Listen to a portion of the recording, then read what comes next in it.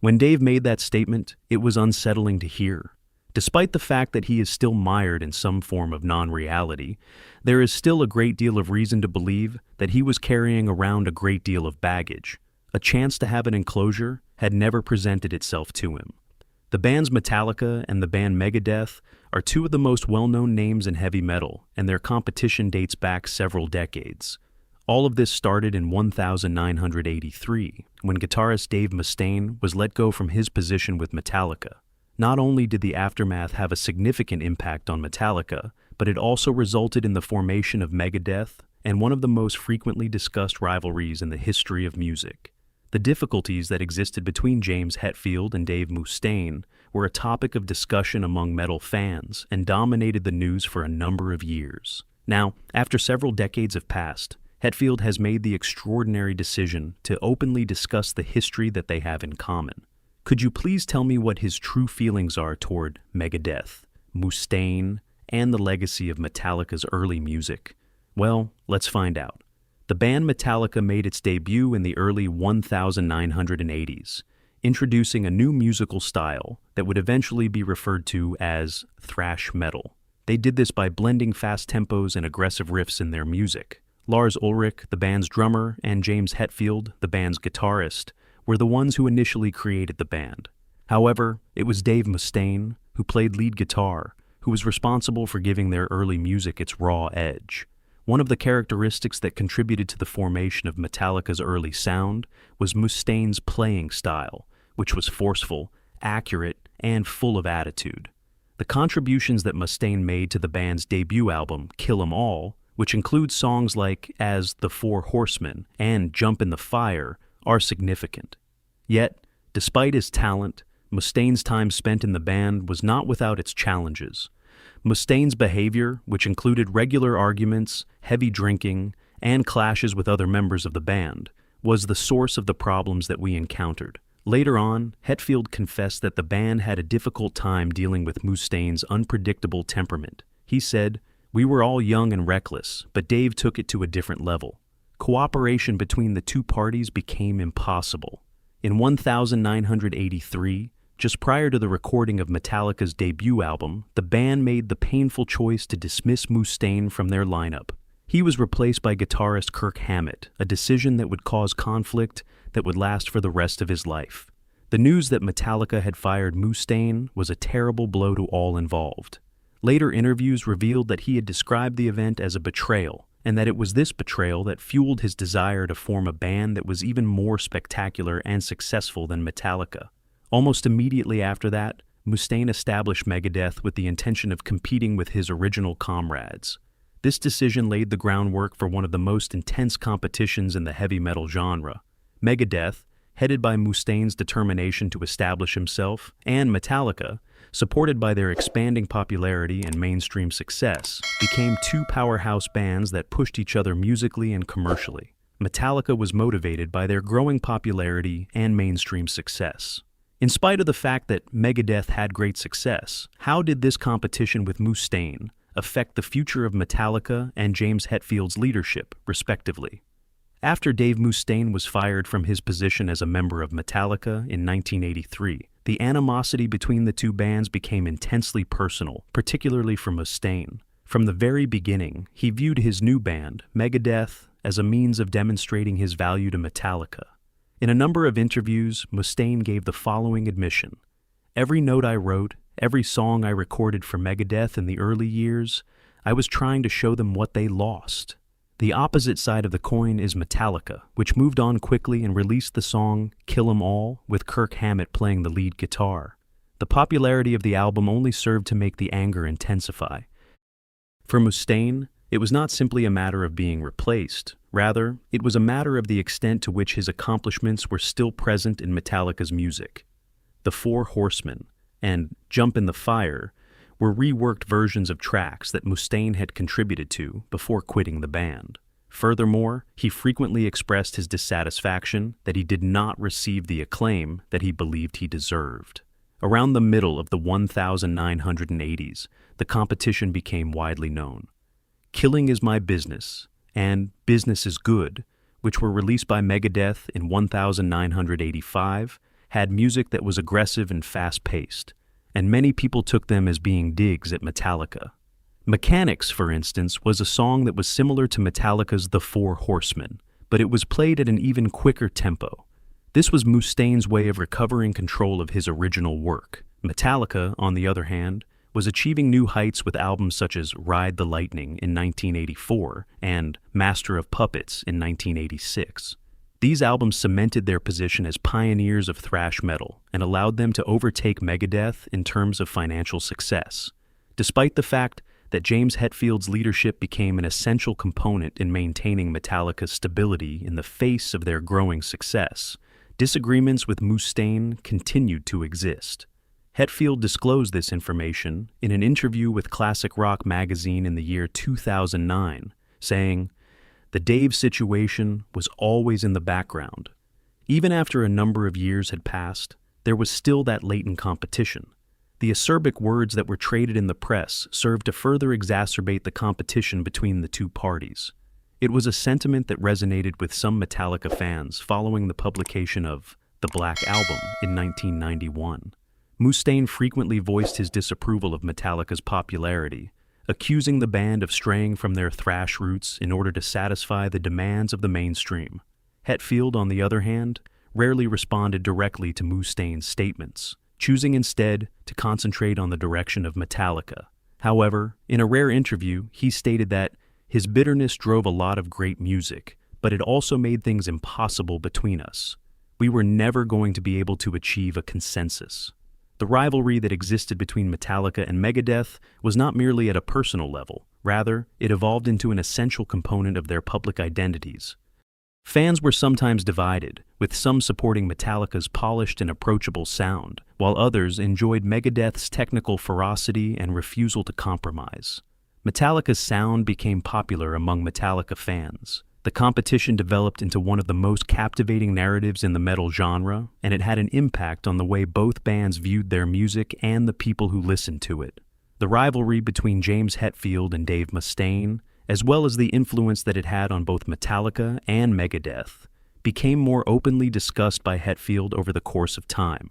The interpersonal rivalry with Mustaine was something that Hetfield could never completely ignore, despite the fact that he continued to concentrate on the success of his own band. In 2004, as Metallica was working on their documentary titled Some Kind of Monster, Hetfield and Mustaine had a rare and emotional chat face-to-face. This conversation took place during the production of the documentary. "You never even said thank you," Mustaine claimed to Hetfield in the documentary, expressing the pain that he felt after being sacked from Metallica. "Like, you simply threw me away," I said to myself. Despite the fact that Hetfield accepted that the decision to terminate Mustaine was essential for the band's continuing existence, he also acknowledged the emotional toll that it took on him. After a number of years had passed, Hetfield reflected on that encounter and remarked, "It hit me how much hurt there already was. I didn't realize how profoundly that affected him at the time, because we were just trying to make it through as a band." While Hetfield has acknowledged Mustaine's contributions to Metallica's early sound, he has also acknowledged the lasting hatred that exists between the two. According to Hetfield, who recently gave an interview, "Dave was a significant contributor to our beginnings. During the early stages of our band's existence, his enthusiasm and aggression were the factors that defined who we were as a group." A feeling of maturity and development was reflected in Hetfield's decision to accept Mustaine's position in Metallica's history, which marked a break from his previous unwillingness to discuss the subject. In spite of this, Hetfield has been open and honest about the difficulties that he encountered while working with Mustaine. In a number of interviews, he has described the early days of Metallica as being chaotic, with personalities that were prone to conflict and interactions that were ongoing. Hetfield said that their similar egos and the recklessness of their youth were the only things that contributed to their fights. When he reflected on the situation, he stated, "We were all out of control, and when you put that much fire in one room, something is going to blow." In more recent years, Hetfield's comments have shifted away from the antagonism between Metallica and Megadeth, and have instead concentrated on the shared legacy that both bands have to offer. Hetfield has characterized their tense relationship as one that is both damaging and capable of producing powerful creative output. The previous year, he made the following statement during an interview. "Dave pushed us in ways that we didn't realize at the time. We were able to exert more effort as a result of his determination to demonstrate his worth. In spite of the fact that Hetfield and Mustaine have never completely reconciled, their encounters have been more amicable over the past few years. Although Mustaine has made it clear that he would like to collaborate with Hetfield once more, Hetfield has not yet made a decision about this matter." Within the context of an interview conducted in 2023, Hetfield was asked about the potential of further work with Mustaine. His response was straightforward. "I respect him, and I respect what he's done. What we are doing right now is exactly that." A competition that has frequently been characterized by passion and conflict is viewed through the lens of Hetfield's reflections, which demonstrate a more measured perspective. Metallica and Megadeth both experienced a surge of creative inspiration as a result of the event, which he acknowledges despite the fact that it brought them both sorrow and division. In spite of the fact that James Hetfield looks back with reverence, how has this rivalry continued to have an impact on the music and history of both bands in the present day? It is common practice to consider the rivalry that has existed between Metallica and Megadeth for several decades to be among the most significant tales in the history of heavy metal. Despite the fact that the personal ties between the two bands were fraught with conflict, the competition between them drove both of them to achieve greater success, which ultimately benefited the genre as a whole. For Metallica, the competition was a driving force behind their success in the mainstream music industry. The band had established themselves as the preeminent force in heavy metal by the time they released their albums Master of Puppets in 1986 and Black Album in 1991, both of which bore their eponymous titles. Their music progressed from raw thrash to a refined and approachable brand of metal, which contributed to the genre having a greater presence in the public eye around the world.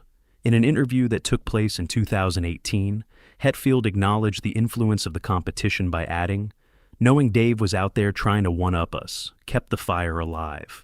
Rather than focusing solely on the opinions of fans or critics, we were attempting to demonstrate something to ourselves. It became an integral component of Megadeth's identity to compete with other bands. It was frequently stated by Dave Mustaine that his objective was to surpass Metallica, which prompted him to create albums such as Peace Sells, but also Who's Buying and Rust in Peace.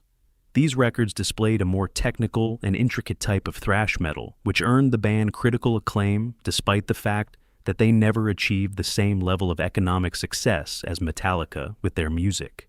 In interviews, Mustaine has stated that every Megadeth song composed in the early years of the band's existence had something to demonstrate to Metallica. You may say that Megadeth would not have been the same without them. Fans were also a crucial factor in amplifying the antagonism between the two teams. Over the course of the 1980s and 1990s, it was not unusual to observe metal communities being split up into camps.